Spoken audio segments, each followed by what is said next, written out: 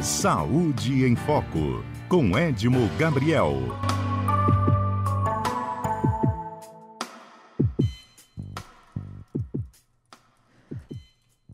Doutor Edmo Gabriel, bom dia, tudo bem?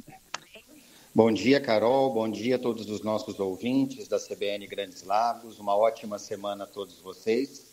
E vamos para mais um debate interessante sobre um tema que causou muita polêmica nessa semana passada e que vale a pena a gente esclarecer para a população.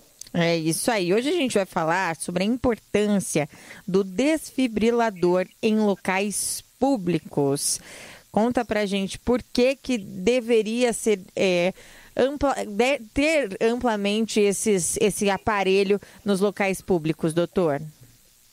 Na verdade, Carol e nossos ouvintes, essa polêmica veio à tona novamente na semana passada com a ocorrência de uma morte numa academia de ginástica no Rio de Janeiro, Sim. Onde uma pessoa jovem acabou não conseguindo sobreviver após uma parada cardíaca, e um dos possíveis motivos é que não havia disponibilidade, ou pelo menos não se sabia manipular esse aparelho chamado desfibrilador.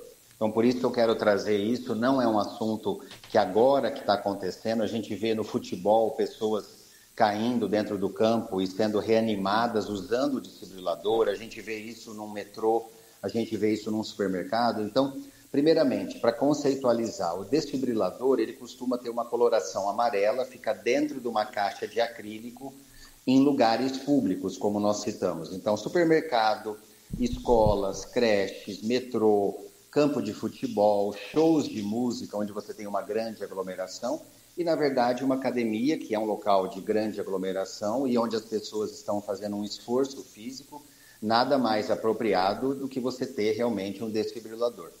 O que acontece, para as pessoas entenderem? Existem cursos de primeiros socorros que toda pessoa leiga, não precisa ser da área de saúde, ela pode fazer esses cursos para poder aprender os cuidados gerais quando uma pessoa tem uma parada cardíaca. Porque a gente tem que pensar da seguinte forma: você pode estar na sua casa, você pode estar no seu trabalho.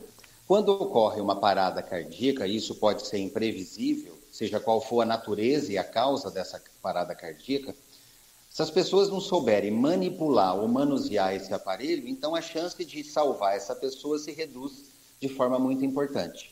Eu vou dar um exemplo de situações em que eu, como médico, já vivenciei, mas isso poderia ser também entendido e compreendido por uma pessoa leiga. Você está num ônibus, por exemplo, você vai de uma cidade para outra. Se uma pessoa passa mal, o ônibus vai ter que parar, obviamente. É mais fácil para o ônibus parar e deixar as coisas acontecerem, pedir ajuda. Mas eu pergunto para vocês, tem desfibrilador ali? A gente imagina que sim. Quem sabe manusear esse desfibrilador?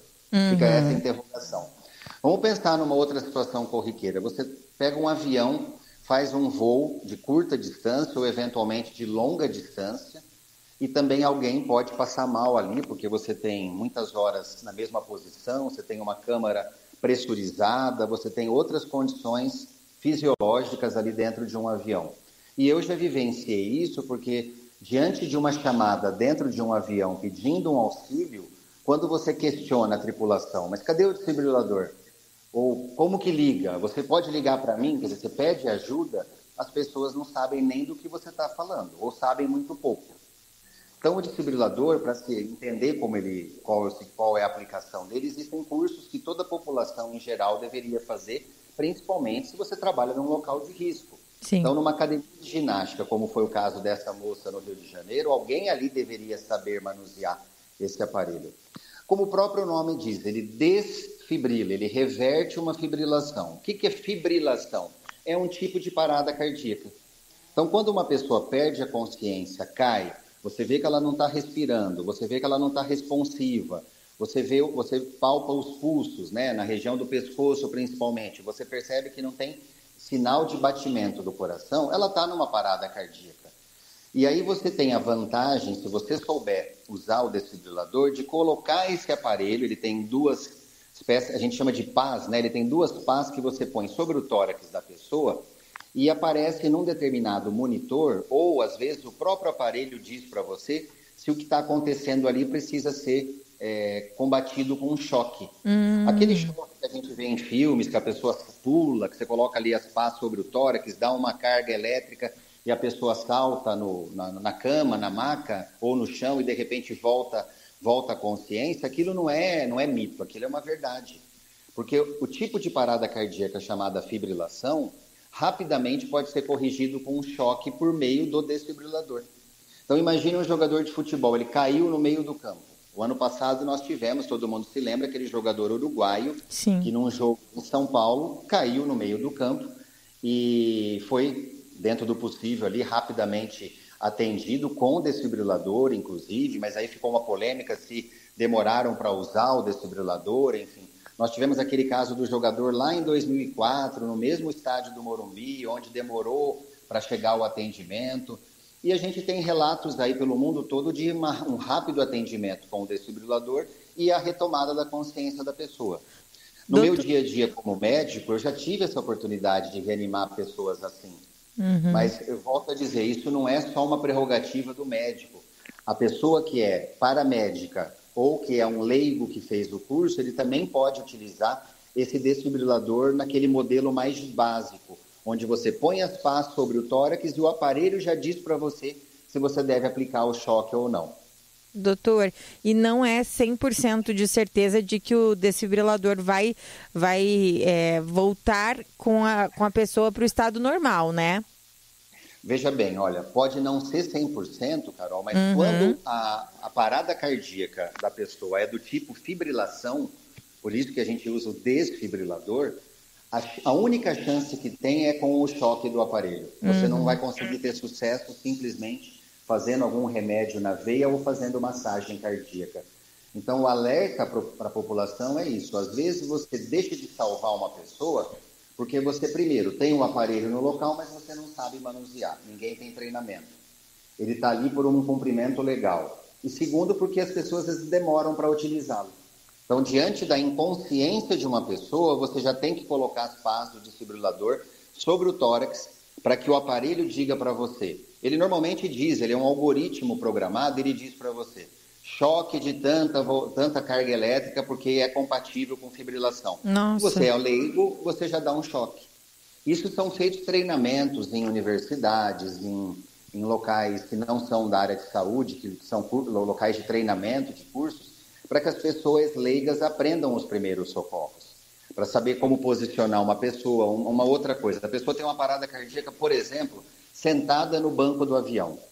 Você vai dar um choque com ela sentada ali? Não, ela está toda torta, caída, tudo. O que você tem que fazer? Primeiro, colocá-la numa superfície rígida, geralmente no chão. Não tem superfície rígida melhor do que o chão. Mas muitas vezes esses pequenos detalhes, você não põe ela deitada numa superfície rígida, você não abre o desfibrilador e rapidamente coloca as pás, você fica naquele pânico, você perde o tempo necessário para salvar uma pessoa. Então, o caso dessa moça no Rio de Janeiro, que é um exemplo do que acontece muito, a gente lamenta um pouco porque foi dentro de uma academia. Então, dentro de um local onde você faz esforço físico, você tem que ter o suporte da desfibrilação. Com certeza. O que será que falta, né, doutor? Porque se existe o aparelho em muitas academias, falta esse conhecimento e não é algo caro, né, para se investir. Então, acho que falta consciência mesmo. Exatamente. E um pouco da estatística, né, Carol? Porque as pessoas elas podem, às vezes, subestimar um pouco. E a estatística também ela é interessante, porque qual a probabilidade de você... Vamos pensar em Rio Preto hoje, uma segunda-feira de sol bonito. Qual a probabilidade de você ter um acidente como esse, de alguém ter uma parada cardíaca nas diversas academias que nós temos aqui na cidade? Isso sem contar academias dentro de prédios, que hoje é muito comum. Sim. A probabilidade é baixa, porque graças a Deus, né, a parada cardíaca numa academia não é um evento comum. Mas a gente só valoriza diante da ocorrência. É a mesma coisa, qual a probabilidade de você ter uma parada cardíaca numa viagem de ônibus? Pequena. Numa viagem de navio? Pequena. Numa viagem de avião? Você vê quantos voos são feitos por dia no Brasil? O Brasil é o segundo ou terceiro país do mundo com a maior malha aérea, em termos de malha aérea. Então, quantas mortes por parada cardíaca dentro de um avião a gente ouve falar? São pouquíssimas. Agora, isso faz com que, eu não preciso ter tanta preocupação com esse fato, deixa lá, o aparelho está lá, às vezes alguém fez um curso há muito tempo atrás, alguém da tripulação, mas você tem que reciclar, você tem que se atualizar e assim vai. Então, eu acho que falta um pouco você fez essa pergunta, o que falta se é uma coisa tão clara quanto a isso? Falta, talvez, não subestimar o risco. Perfeito. Por que em países de primeiro mundo, Japão, China, Estados Unidos também, há uma força-tarefa pronta num metrô, num supermercado para reanimar uma pessoa? Todo mundo ali tá treinado, todo mundo ali tem uma vivência. É criado uma cultura dentro das escolas, ensinando, por exemplo, as nossas crianças aqui aprendem sistematicamente primeiros socorros em algum momento da sua formação pré-universitária? Acredito que não. Poucas escolas estão atentas a isso. Só que pode acontecer dentro de uma escola. Eu já dei aula numa universidade uma vez, há uns anos atrás, e um professor, colega nosso, teve uma parada cardíaca na praça de alimentação da universidade. Quem que foi reanimá-lo ali? A sorte que estava numa escola de medicina, então tinham vários professores, eu participei, eu me lembro bem desse processo todo. Mas imagine se fosse num horário com pouca gente, Sim. Final de tarde, todo mundo já foi embora, como é que seria?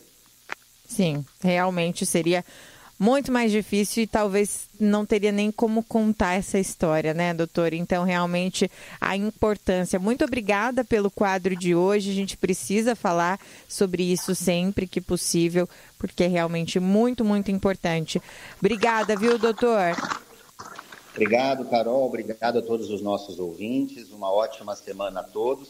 E como todos, quase todos, vamos dizer assim, praticam atividade física, na sua academia, na particular ou na sua academia no bairro, né? Então, atenção para isso, faz o seu check-up, veja a sua condição de saúde, cuidado para não extrapolar também na intensidade do esforço físico, porque, como eu sempre brinco, ninguém também tem uma parada cardíaca aleatória. Sim. A gente tem que entender que algo levou essa pessoa lá no Rio a ter essa parada cardíaca. Então, você tem uma parada cardíaca porque você exagera ou não se cuida, e depois ainda você está num local onde a infraestrutura também não te protege, qual que é o produto final disso? Dificilmente você vai sobreviver. Realmente. Muito obrigada, viu, doutor? É um alerta realmente muito importante. A gente volta a se falar na segunda-feira que vem. Obrigado, Carol.